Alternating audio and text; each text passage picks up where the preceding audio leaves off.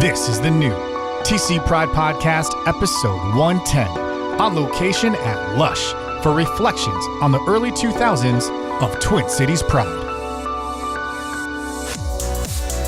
TC Pride Podcast, we are on location at LUSH in Minneapolis for a very special episode of the podcast that I'm kind of calling unofficially the old white cis gay guys of of Twin Cities Pride, or the old guard, the guys who used to run the show. And the reason that we're doing this is because recently we talked to Darcy Bauman, the current chair of the Twin Cities Pride board. And it seems recently, I guess, and throughout the duration of the podcast, you guys have been brought up in one form or another. And when it comes to sort of talking about the history of the organization and kind of how we got to where we are today. So I wanted to give you guys a chance to introduce yourselves. Also kind of to talk about the world that you guys kind of walked into when we first kind of started Twin Cities Pride in its current kind of iteration in the form that it's in now. And to kind of talk about, how you feel about how things have progressed and maybe where things should be going based on that historical context. So that's enough from me. Let's go around the circle here. Can you please introduce yourselves to the Twin Cities Pride podcast community?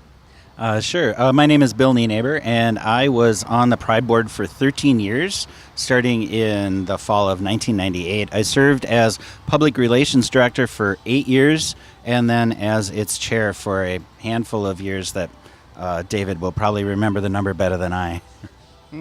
I'm David Hill. I also joined that same night in October of 1998. Served 1 year as Fund Development Director. Served just shy of a decade as the secretary of the board, and my final year in 2008-2009 was as the chair of the board. And I'm Eric Zimmerman. I joined in Pride around 99-2000.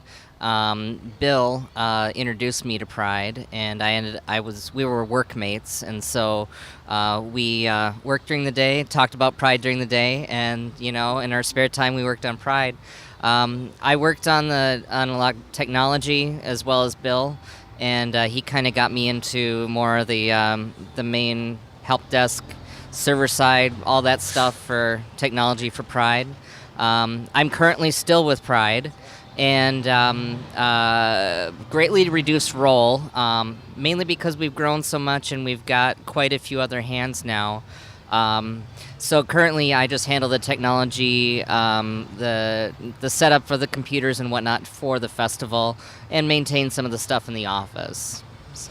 Awesome. So I wanted to mention, too, people might have heard the traffic rolling by behind you here. So it is rush hour, and we're outside on Lush's beautiful patio. This is actually one of my favorite places to record in the city. I've recorded a ton of podcasts here, a bunch of episodes already. So if anybody hears sort of like the traffic going on in the background, that's what that is. Thank you to Lush for allowing us to be back here on the beautiful patio today. So a couple of you guys mentioned, the 90s. It's been 20 years, guys. And so I wanted to ask you guys about kind of the world that you walked into, how things were different then than they are now, and kind of what it was like operating in that paradigm.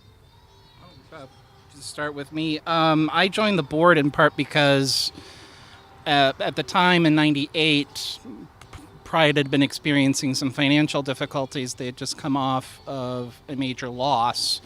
They were kind of reorganizing and trying to find their footing again, and then I felt that I had a skill set that might be able to help. So I said, well sure, let's go find out what this is all about. And bumped into Bill, who I had known for a few years previous, and we wound up going to the meetings together and joining the board on the same night. Yeah, I was a volunteer at Pride in Pride of 98 and got involved that way. I got to meet some of the people that were running it at the time, including Dan Dempsey, who was the treasurer then, and he's the one who encouraged me after Pride to continue to be involved and come to the meeting. So I did, and it was just happenstance that I bumped into David that night. I didn't know he was going to be there.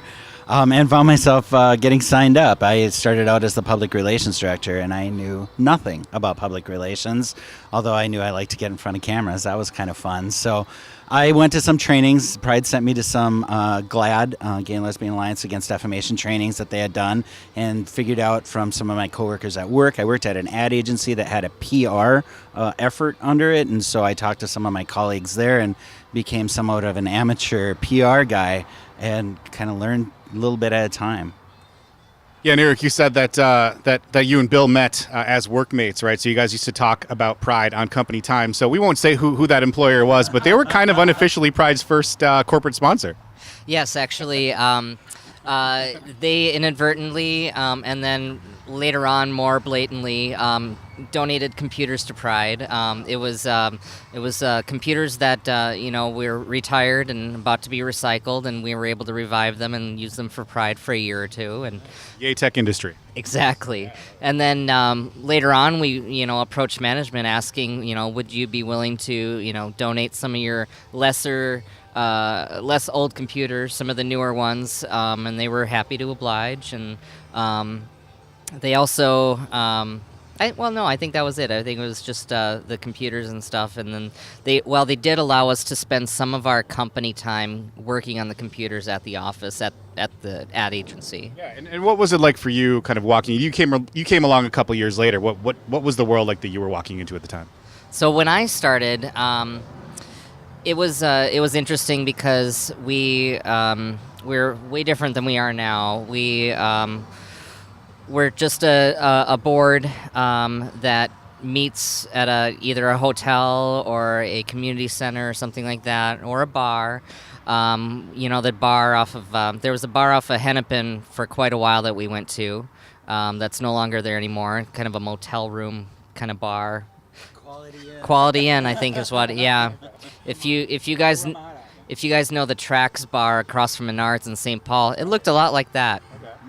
And so we didn't have an office. We were mobile. We're a virtual office. We had to work from home, and so it became since this was the beginning of the 2000 era, we had to start moving in that way. For technology, we had to get a decent email server and that kind of thing to work from home and communicate with one another when we weren't on those board meetings. And I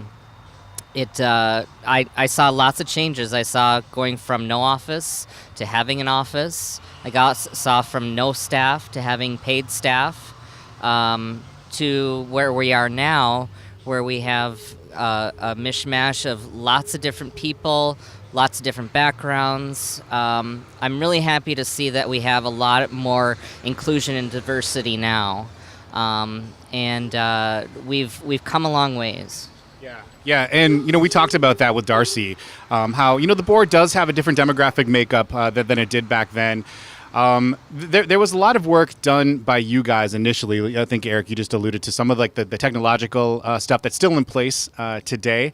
What was it like back then as far as sort of establishing that, I guess, some of the structure that still exists today? We one of our bigger efforts, I would say, when David and I were new on the board for the first year or two, was to try and bring some more professionalism to the organization.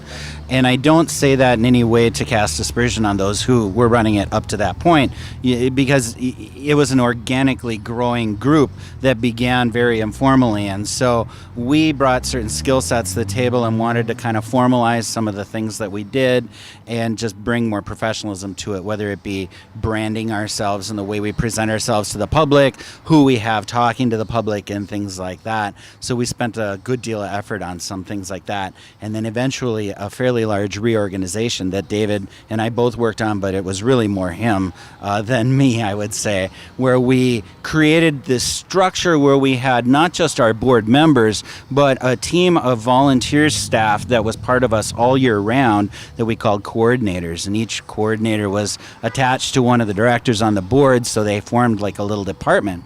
Because back then the board was what we would call an operational board. It had functional operational duties that it did. So the festival was overseen by a festival manager, a festival director that sat on the board. Public relations had a public relations director on the board, and so on.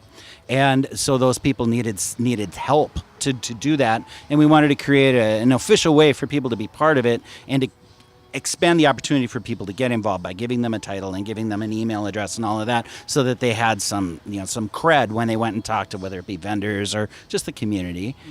And I think that worked out pretty well until we grew to a point where we couldn't really grow anymore in that structure because we were burning people out so quickly. Yes. And maybe I'll let David take it from there on what we did next with. Leave me with the burning. So yeah, we went from up till about 2006, we were a working board. So I was the secretary during the board meetings, and I was kind of the behind-the-scenes administrative person during the rest of the year. And then during the festival, I was the air traffic controller for the festival. So I was on a radio.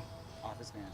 Yeah, I was the office manager. It was like, from when the festival opened to when the festival closed, I was there with a radio in my hand telling people what to do. Go there, do this thing. Get out of the flower garden. Get out of the flower garden. So in 2006, and one of the things as part of this whole getting more organized bit is we started holding retreats both at the end of the festival season to kind of look back and say, okay, what worked well? What do we want to do next year? What didn't work well? What could we possibly do to replace it? And we also did one kind of at the beginning of the season to kind of organize ourselves and do some team building stuff and build a budget and kind of all that fun stuff. In 2006, we decided to that we'd reached kind of our limit. We were burning people out. I think we were kind of mid burnout, I think, or at least I was. I admit it now. We needed something to change, and that's when we decided we needed to bring in a professional who could run the day-to-day operations of the organization, and that started a process where we hired our first executive director, who was originally tasked primarily with sponsorship because we wanted to raise our level of sponsorship so we could grow our bank balance and be able to take on more stuff as an organization. We had to pay for her salary too, which was a new expense on our budget that year. Not an insignificant expense. You're talking a lot of money for us. She wasn't getting rich. I don't mean to give that impression by any stretch of the means. It was actually quite a modest salary, but for our overall budget, it was a significant new obligation. So we did not take it lightly. It was multiple years, actually, of discussion before we got there. Yeah, we even talked to Darcy about how, often, in fairness, it sounds like you guys were doing the best you could. With the experience that you had, with the resources you had, oftentimes organizations will start off that way. It's just a bunch of people who care about X, Y, Z and get together and figure out how to make it happen. So, so Eric, you were around when all this, what was happening for the most part. What was it like being part of that staff that was kind of trying to make things happen? When this first came up, I hated it. I did not like it at all. What? I just didn't. I'm back then. I was very adverse to change, I guess I could say.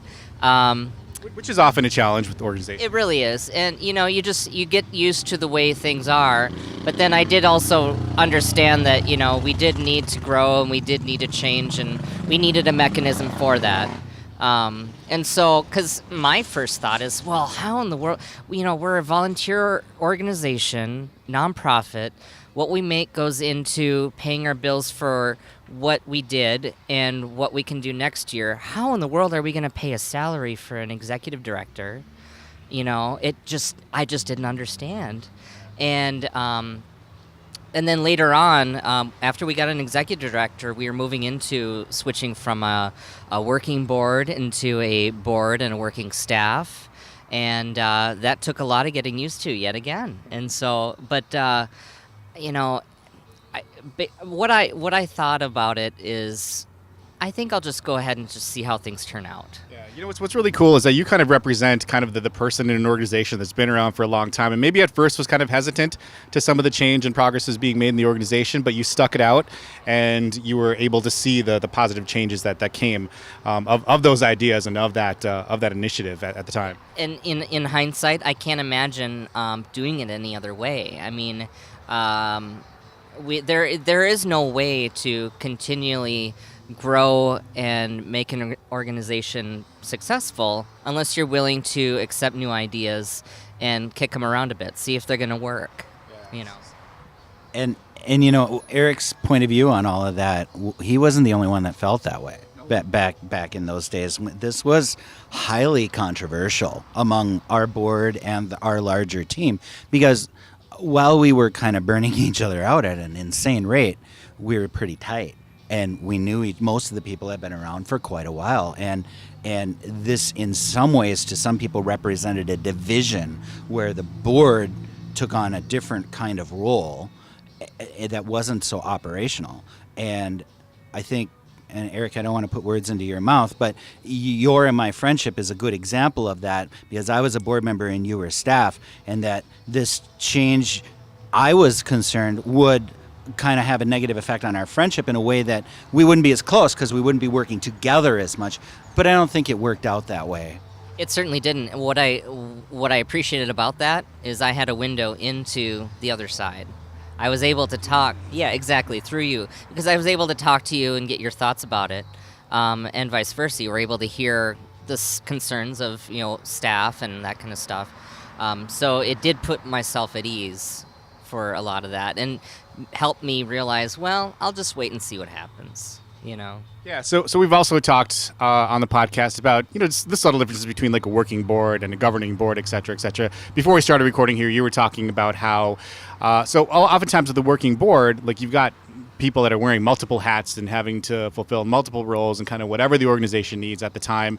So Bill, you were doing a lot of like the PR kind of communication stuff. So this is actually breaking for the first time in the Twin Cities Pride podcast.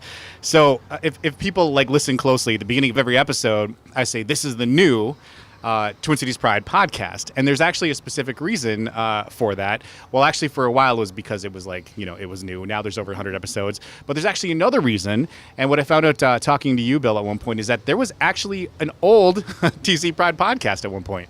Yep, that's right. I did a podcast for Twin Cities Pride, and we only made it about 5 or 6 episodes in, distributed it through Apple on iTunes.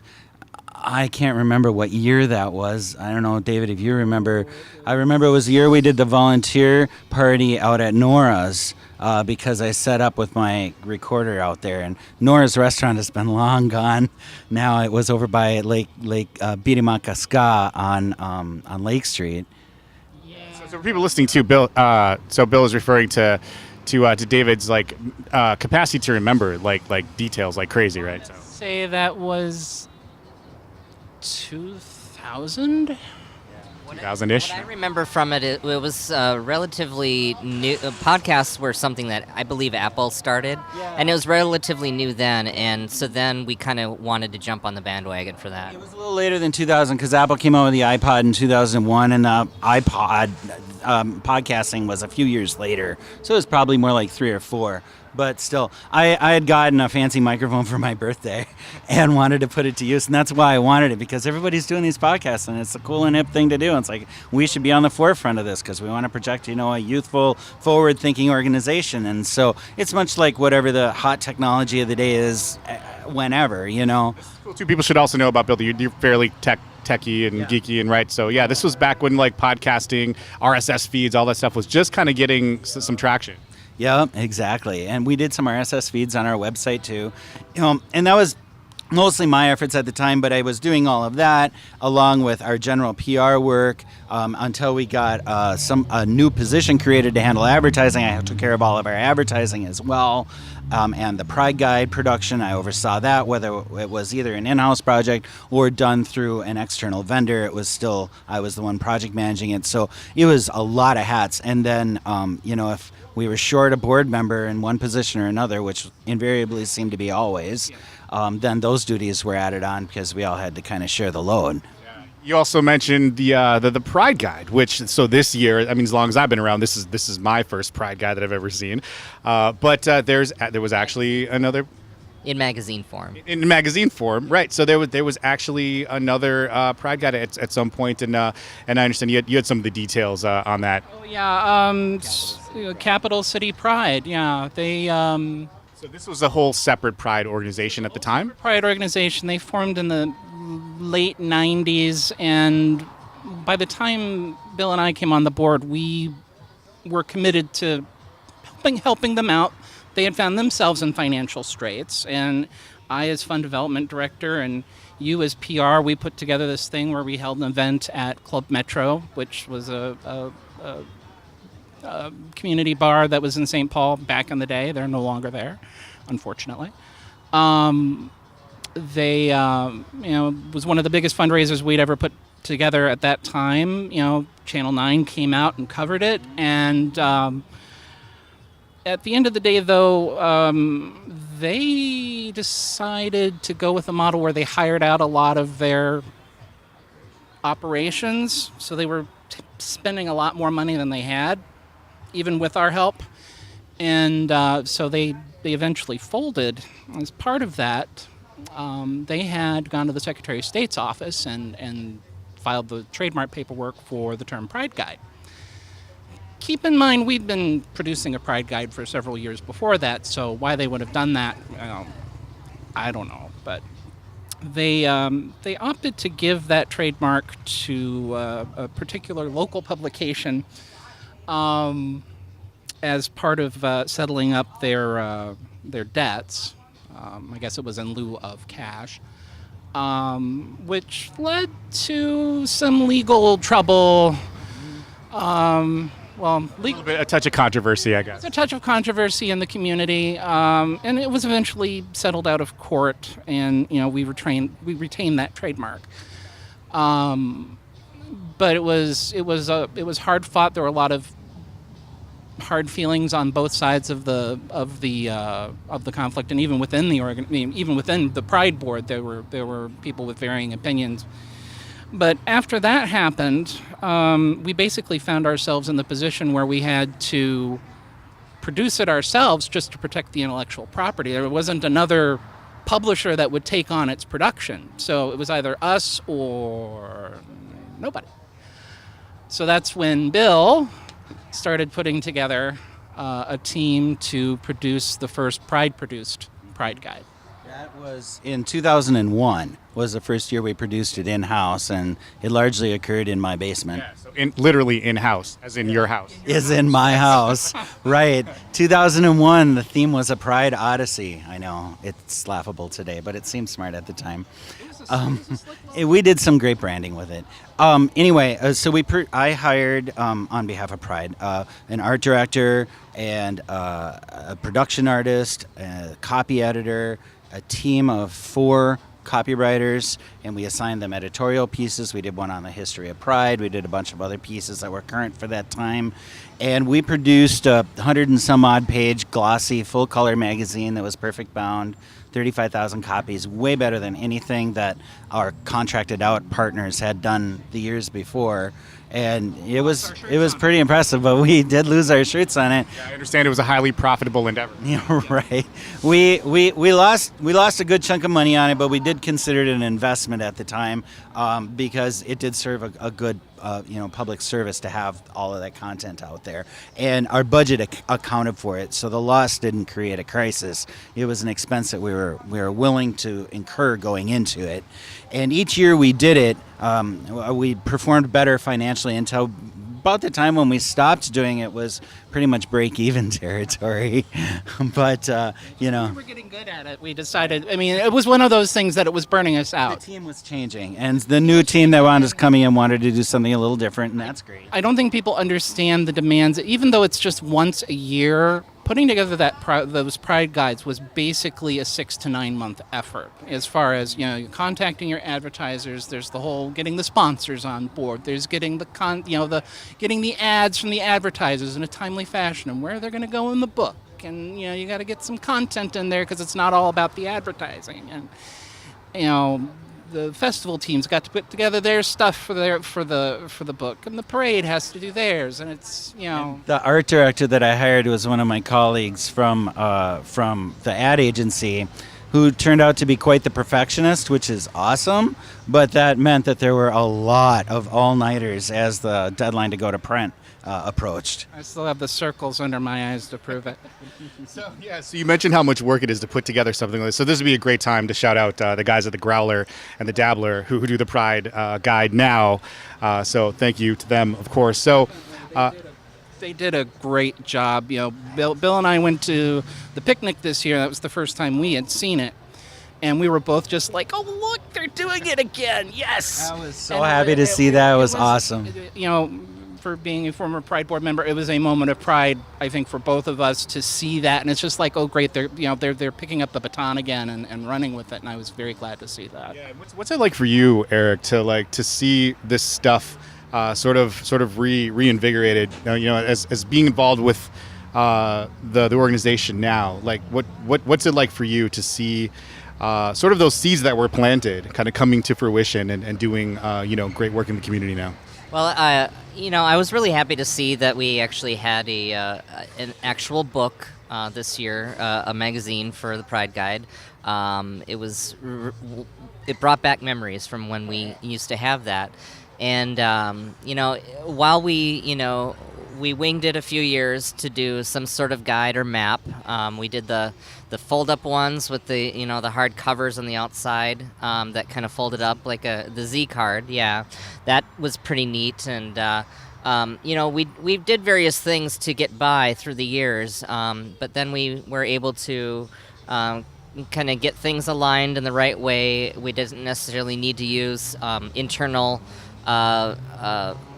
staff and time to get this one done. We found that this partnership worked well, and it turned out great. And it was great to see something that we can deliver to the public with a quality amount of information, in it. So. Yeah, and so I wanted to ask you guys specifically too about how the world. So that's kind of the world that you all kind of walked into, right? So how would you say that the world has changed or the community has changed? Maybe what are your thoughts on some of the challenges that the community is facing right now, and maybe the direction that, just based on that historical context, not in the sense that, we were there so we know everything, but just sort of like having that historical context.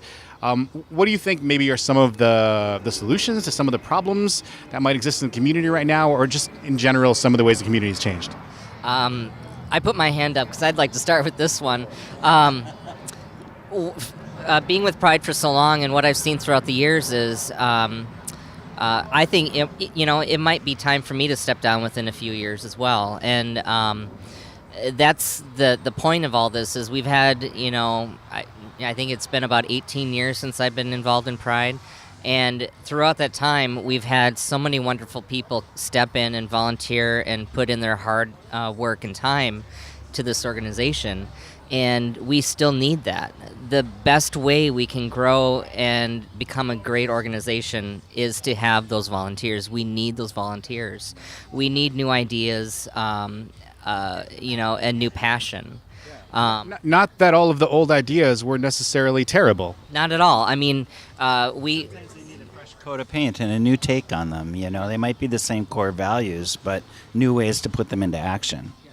A new point of view, and sometimes the old timers need to just sit back and need to just sit back and just say, hey, this is how we did it before. You may want to try it again if you'd like, but this is the kind of the struggles we ran into before. And so I would like to see more people coming in and saying, hey, what can I do for you? And if they don't know what they can do, just stop in at a meeting sometime.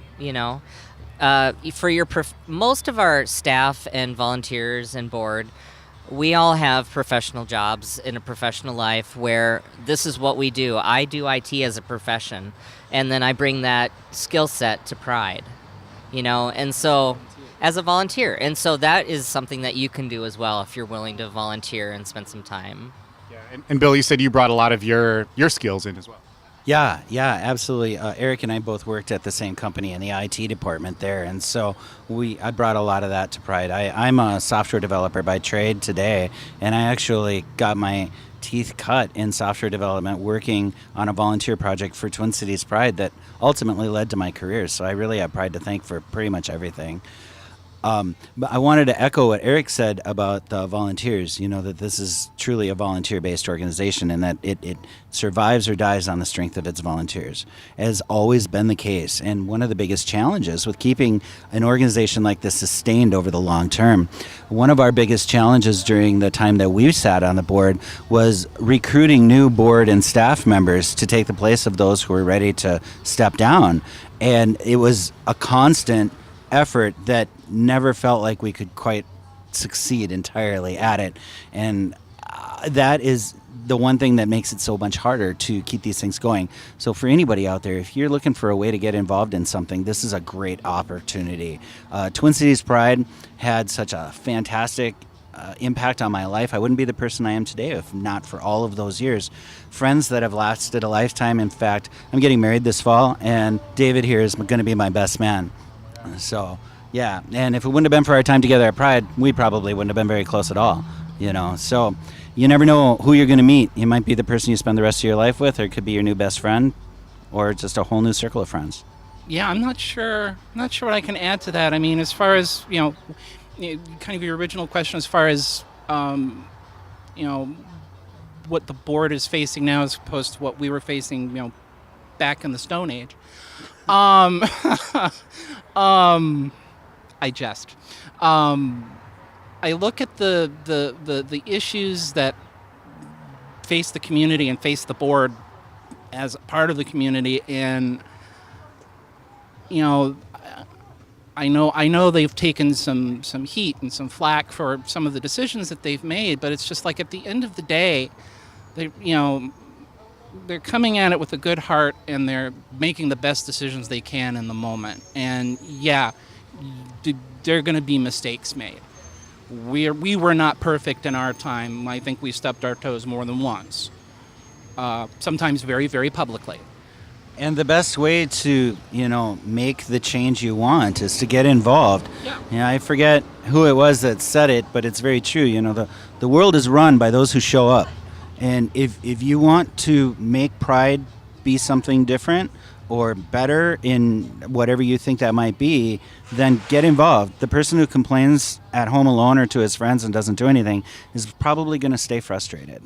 Things don't always change overnight. Like you said, Eric, things sometimes they take a long time to change. You've witnessed some of that. Exactly. I mean, it's just like voting. You go out to vote to make a difference, to make a change. And if you want to see change in your community, if you don't like something that we did previously, come on. Well, first off, we want to know about it. We want to hear your opinions and thoughts about it. But at the same time, we want you to help facilitate that change, because we can't read your mind. It would be amazing if you would come and help us. Yeah. And so for non-board members, maybe people that aren't as involved with the organization, but that might be out there listening to the podcast and might be curious about how things were, like in general back then. I understand you guys maybe had like a couple interesting stories or anecdotes to kind of share about how things used to be back, like you said, in the Stone Age when you were adjusting. Right. So, yeah, I mean, what would you guys like to let people know about maybe some of that? All right. Here's a great story. The story of how Gene Trever had a short term as our chair. Oh, so there's this wonderful fellow named Gene Nicholas Tretter. He was part of the very first Pride protest march that took place in the Twin Cities back in June 1972. I can remember that because it's the year I was born. And so I'm the same age as Pride. It was always easy for me to remember how old Pride is. Anyway, Gene continued to stay involved and still does to a certain extent. And at the time, he attended our board meetings on and off. We were having our annual election process where we were electing who our new chair and vice chair and everybody else is going to be. And it came down to the decision for chair, which I think we called president or something like that at the time. And it came down to a tie. I can't remember the exact vote, but it was something like 3 for person A and 3 for person B and 1 spoiled ballot. So we did it again, and we did it again, and we did it again. And it was getting late, and everybody was getting pretty pissy. And so we decided... Wow, this is when my role as secretary, I often also served as the parliamentarian for the board. So I consulted our bylaws, which we had recently rewritten, and Which is kind of your passion. You're kind of geeky about all the stuff. I am a political scientist by training. So actually, I moved to Minnesota to go to the Humphrey School at the U, and so I have a passion for public service, which is one of the reasons I joined the board. Hauled out Robert's Rules of Order, which I still have the copy, and it is remarkably dog-eared. I mean, it got abused. You still have the actual copy that was used in the meeting. I do. It Yeah. should go to the archives. It should go to the archives. But and we made the determination that we needed to appoint an interim chair. So Gene was kind of the one neutral party in the room. So he got it. He And wasn't a voting member of the board, so he didn't have a dog in the election fight. the chair and the secretary have a strong working relationship because you're generating the minutes of the meetings and, helping with the agenda, and they're the ones actually running the thing. Gene decided to punish us all because we couldn't come up with the chairs. Like, if I have to serve as acting chair, I'm going to run these meetings with the strictest possible interpretation of Robert's rules you can possibly imagine. To goad us into solving our problem as fast as possible. You need to make up your minds, or there will be pain. And Which is this whole conspiracy theory. That's kind of the whole idea of Robert's Rules of Order. well, one wonders, does that make me a sadist or a masochist? I guess it could be one or the other. And it helped. It helped. It was also probably the best run meeting under Robert's Rules of Order that the Pride Board has ever held before or since. Because I've got 30 years of parliamentary experience. I'm only like 44. He's got more. He had more then. It came to a quick conclusion, and there was a changing of the guard. And that was one of the more interesting times, certainly, for the Pride Board with an acting chair. And what mementos do you have, Eric? Either physically, like something that was actually used at that time, or in your head from those days? Well, a lot of times it's easy to remember the bad things, and it's hard to remember the good things. But rather than focus on something that was really bad, probably something that I probably couldn't talk about anyway, because it might involve certain parties and whatnot. Right, exactly. We set up outside. We're highly contingent on the weather. Everything has to happen outside, and we can't just, pull up a tent over the entire park if it gets stormy. One year, we used to, so for those of you who are new to Pride, we have our operations center kind of on the east end of the park, and for quite a few years, we had our operations center in the middle of the park by the round flower garden. We used that small fixed building and, added some other stuff to it. But anyway, we had a ginormous storm roll through. I think it was either the Friday or the Saturday. Saturday of 2004. See, he's good. He remembers. Now, It's impressive, it really is. if you know where the fields are, where they do soccer and all that kind of stuff, we had such a heavy downpour that the water was probably between your knee and your hip. It was that deep in that soccer field area, and and we were all huddled inside of that little building, all the staff, and this is not just the Pride staff that attends the meetings. This is the additional staff for festival setup, fanfare attraction staff. All that stuff. We were all huddled in this tiny little building waiting out the storm. That is one of the most memorable, I remember. Yeah. I remember that year specifically because as I recall, we had a tornado warning, which is very unusual for downtown Minneapolis. So we had to bring everyone in, and it was kind of this beautiful, chaotic display of ballet of golf carts moving around the park and almost hitting each other, and we're coming into that park building, and just it's an indelible image for me even now, almost 15 years later. I'm just like it's kind of burned in my brain.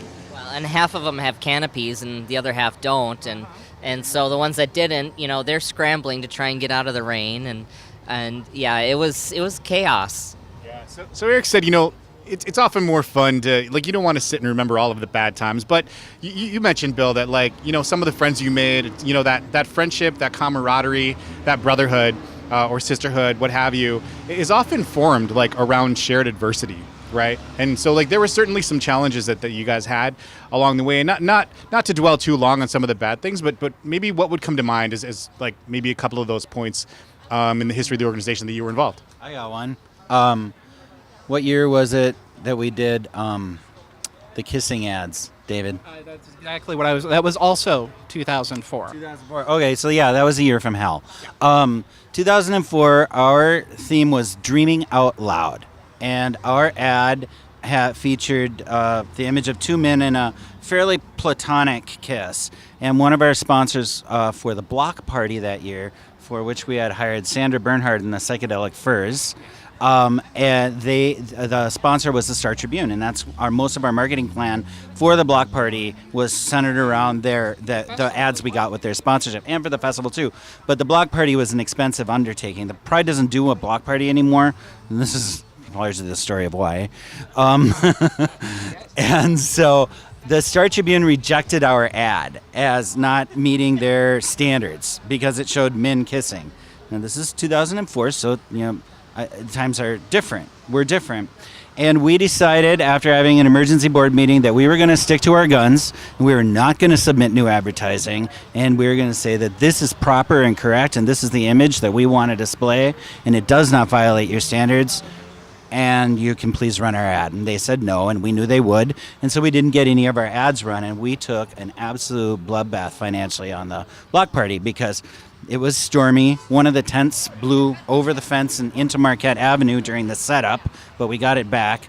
The event went off pretty fine without much of a hitch by the time the gates opened, but there weren't many people there because not many people knew about it.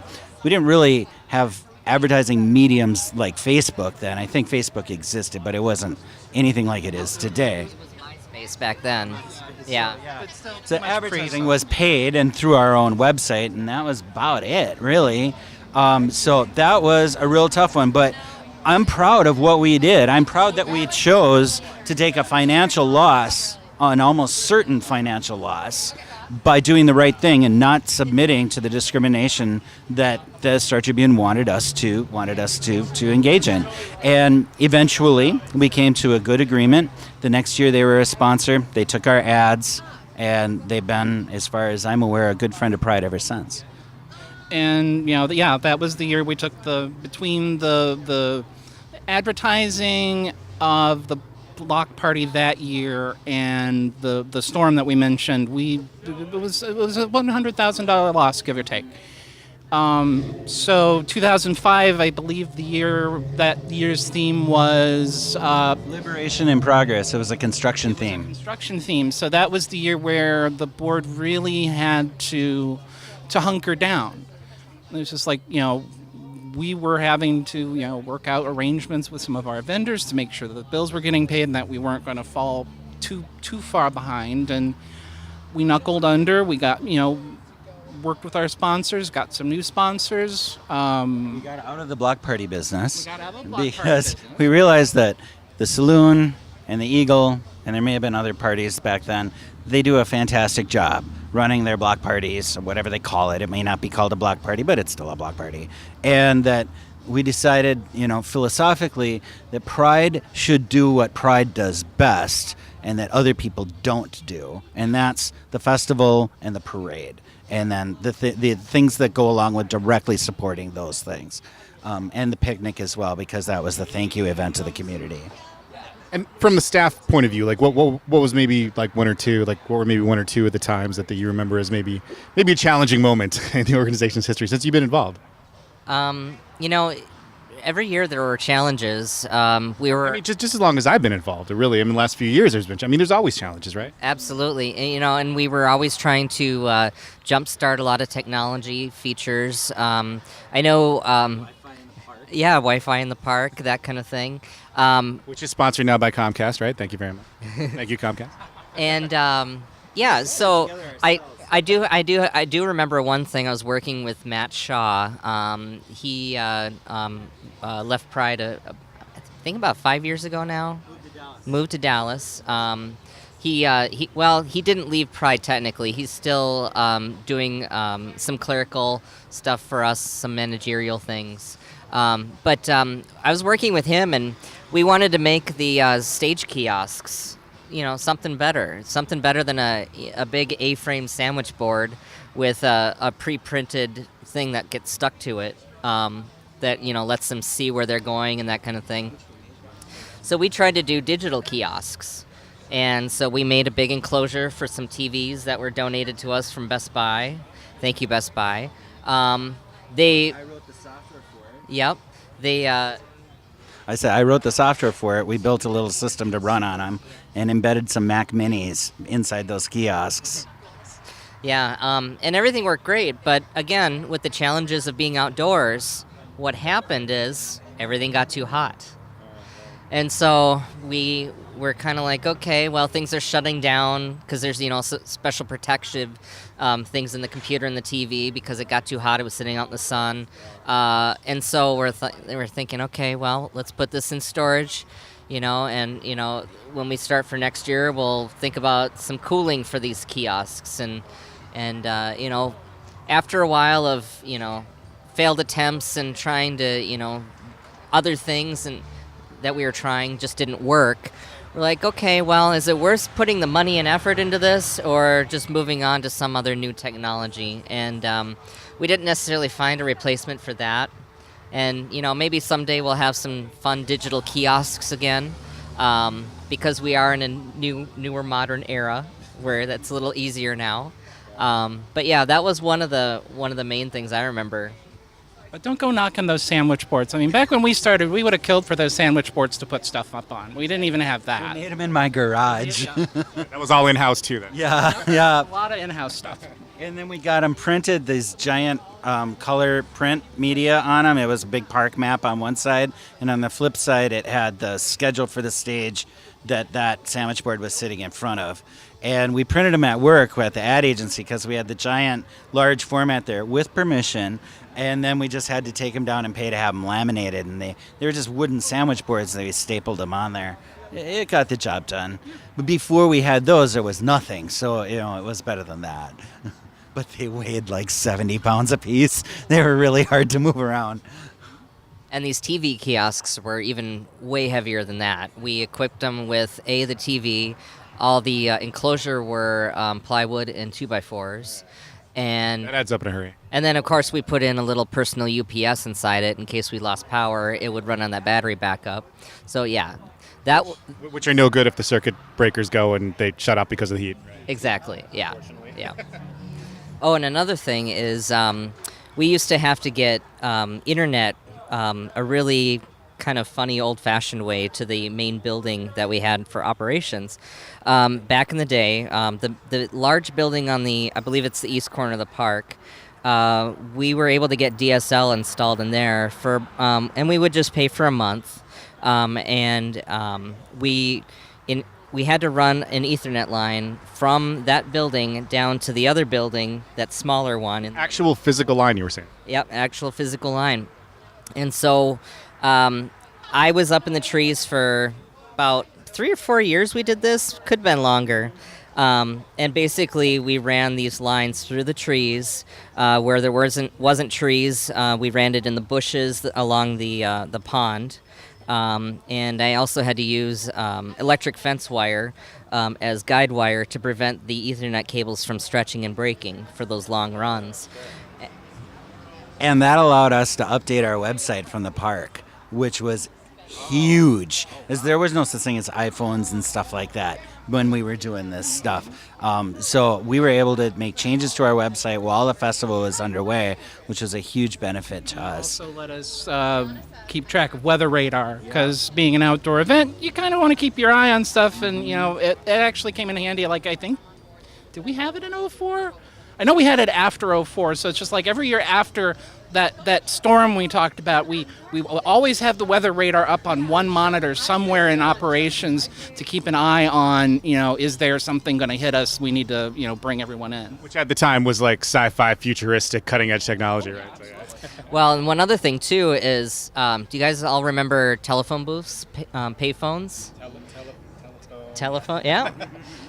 There was one. What is this booth of which you speak? This booth was kind of in the vicinity of the garden, the flower garden, and that's actually where we had got DSL installed. We had telephone DSL service brought to that telephone booth, and then we'd get the open the pedestal and pull the cables out of it.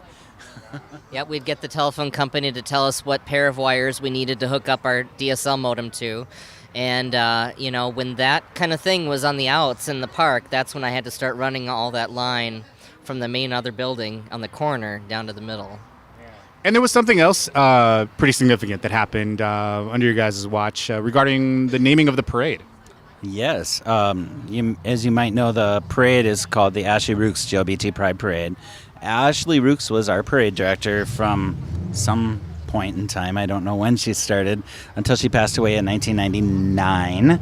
And she passed away just a few weeks before that year's Pride Festival, which was hugely impactful on everybody involved in putting it all together.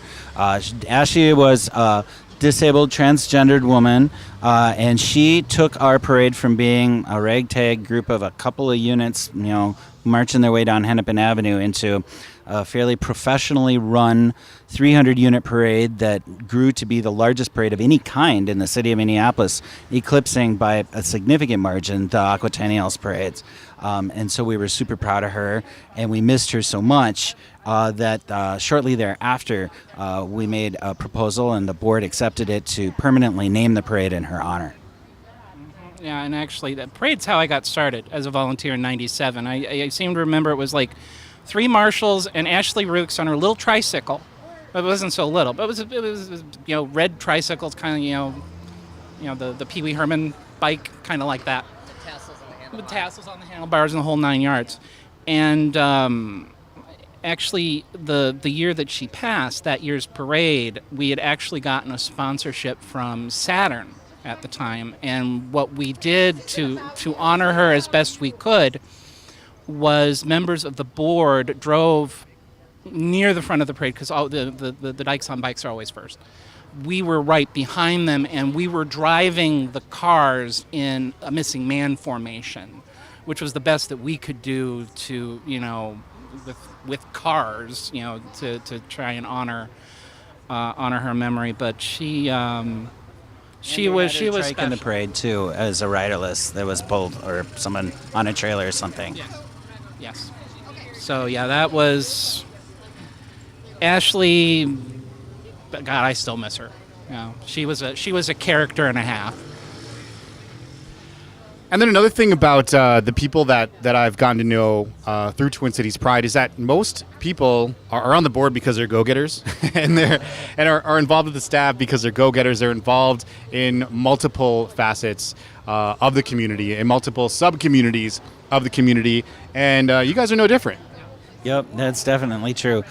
Shortly after I finished my tour of service with Twin Cities Pride, I got involved with a newly forming nonprofit called the North Star Kennel Club here in the Twin Cities, and that is part of the puppy community, which is a subset of the larger leather and BDSM community. It has nothing to do with actual dogs. It has to do with anthropomorphic animal play, basically.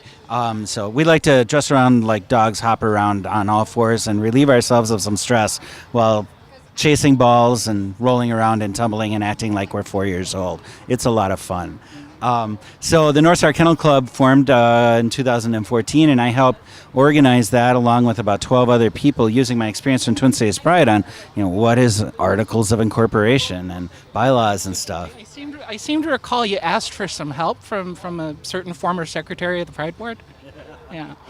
So, and then of course, much as with Pride, about 2 years after they formed, I became a member of the Kennel Club, and start of 2017, got onto their to their board and quickly moved up the ranks from, chairing one of their event committees to being the secretary to now I've once again succeeded him as chair. And I am not a member, but I enjoy hearing some of the stories and that kind of thing. And I also wanted to add that if you do want to volunteer for Pride, you don't necessarily have to be, quote unquote, a go-getter. I've always known myself as being an introvert. And so, you don't have to be, Everyone has different skill sets that they can contribute, yeah. Exactly, and you don't have to be, type A, loud and proud kind of person, too. I mean, basically, if you give a damn about the community and you want to help, that's awesome, And so we've talked about where Pride has been, where Twin Cities Pride has been over the past number of years. We've talked about the past. I also wanted to touch briefly on the future. So next year, not to confuse people, but this year, because of the way the weekends landed in June, like Pride was like a week earlier than it normally is. So next year it's going to be that way, but intentionally. So World Pride is actually taking place next year in New York. It's the first time on American soil, I believe.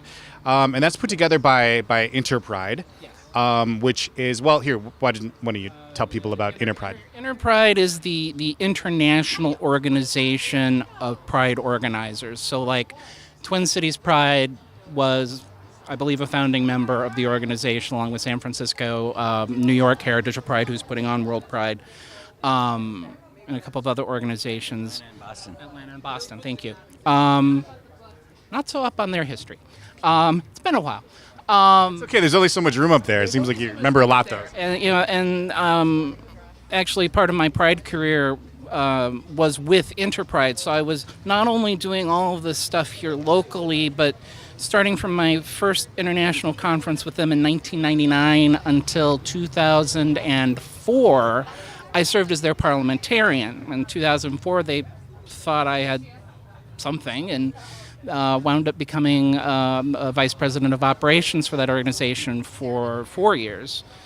And then that was the year that in 2008, my term ended there, and I had a choice of either becoming chair here or running for co-president of Interpride, and I opted to stay and do the local thing, which was probably the better idea looking at it in the past. But and I did a lot of the same work with them that I did here, as far as I've helped them, reorganize themselves, become a bit more structured. Speaking of World Pride, I actually helped write the rules that the bids are considered under and the licenses are granted under. No big deal, right? That's pretty cool. And also with Interpride, we hosted the annual conference here in Minneapolis in 2005 after one false attempt, or a failed attempt at trying to win the bid, and then the second time we were successful. The first time we were bidding in 2001, and it was in Auckland, New Zealand, so we had to fly to Auckland, and we made our presentation, and it just had our misfortune of that taking place a month after 9/11, and the day that the United States began military action in Afghanistan was the day that we made our pitches, and there was a very anti-American attitude among the delegates assembled, and we didn't have a chance in hell. But 2 years later, I think it was, we took another crack at it, and we did win the bid that year. In 2001, Montreal won the conference bid in 2003. So what did we do? In 2003, we went to Montreal and bid for the 2005 conference. So the conference happens every... It's an annual conference, but they always bid it 2 years out, because there is quite a bit of preparation that needs to go into that. And there's much like with World Pride, there's a site visit ahead of time to make sure everything, the facilities are in order and your plans are coming together. And so yeah, just like the Olympics, actually, or the World Cup. That's actually, much smaller scale, obviously, but yeah. We did. It was 4 days, was it? David? Thursday through Sunday. Thursday through Sunday. We did 5 simultaneous tracks of workshops that were available to all the delegates, squeezed in with plenary sessions, which is where Interpride does the business of Interpride, like selecting who is going to host the conference in 2 years out, who or if they're going to do a World Pride in the next period and stuff like that. And we hosted it at the Marriott City Center in downtown Minneapolis. And we did social events. We took them to a formal dinner at Windows on Minnesota at the top of the IDS. And we did a mayor's reception at City Hall where Mayor Ryback was new, and he welcomed all of our delegates, and we had light hors d'oeuvres and things like that. We did a reception over at the University of Minnesota at the Elmer Anderson Library, which is the where many of the LGBT archives of the local community are housed. I suppose. Oh, I said glitter just because that dinner at Windows on Minnesota. Long Beach Pride has this tradition of making an entrance, and that year was no exception. They came in and showered glitter on everyone, and it was funny at the time, and then we got the bill for the cleaning of the carpet afterwards. Yeah, not so much. I remember helping with that bid. We were doing a video for that to be shown in Montreal, and we made a series of 6 videos to bid on it, and then another 6 to promote it after we won. Right. And you posted them on YouTube, right? There was no YouTube. There was no YouTube. Right. So at the time, Deja Love was a member of Pride, or with the Pride committee, and she was the host. And so I remember filming her at the various bars and whatnot to showcase the nightlife. And so really a big part of doing this interview was to kind of show that the like I started this with, the old white cis gay guys who used to run Twin Cities Pride aren't like bad guys. They did the best they could with what they had and the experience they had at the time. So thank you all very much for sharing your time and your memories with the community here. Real quickly, because I know we have to wrap up, maybe what's one last thing you'd kind of like to leave people with? One last thing you'd like to say to the community? Because I'm sure we'll probably touch base with all you again. Awesome. I would like to just remind everybody that, the Pride Festival and the Pride organization, it is your organization. It's not owned by anybody. It's owned by the community, and that it desperately needs your help to get involved. Without the regular, constant support of the overall community, its mission, it's going to have a difficult time achieving its mission. And so I just encourage everybody out there to get a little bit more involved, take some ownership, and see how you can maybe help make it a little bit better. And I'll second that. It was an adventure. It was an adventure. It really was. And I'm a different person today than I was in 98 when I walked into that community center for the first time and said, "Hey, I'm interested." And it just remember that it is your organization at the end of the day. So if you want to get involved, if you see something that they're not doing that you want to see them do, they're doing something you don't want to see them do, get involved. It's easy to sit at the bar and opine about what's wrong in the community or what's wrong with Pride or what's wrong in the world. Own a little bit of it and, get out there and do something about it. And Eric, you're still formally involved. What would you like to leave people with? Just the fact that I never planned on this. I had no idea I would be with the organization this long. I thought, hey, I'd just give it a shot, see how it works out, and I ended up liking it. I cherish the friendships and the experiences I've had, and I encourage anybody to go ahead and just give it a try. I mean, this isn't a huge commitment that you have to make. All you got to do is set foot in the door and attend a meeting and just see what you think. Awesome. Well, thank you so much again, and I'm sure we'll talk to you all again soon. Thank you very much. Thank you. Thank you. The TC Pride Podcast is a production of the Non-Pod, nonprofit podcast community, and Twin Cities Pride.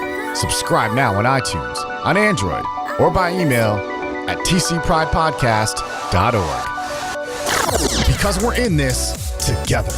NonPod turns your email newsletter, blog, or video content into a more powerful, more personal, more intimate, on-demand listening experience. Your podcast, your story, your voice, simplified, amplified. Learn more now at nonpod.com.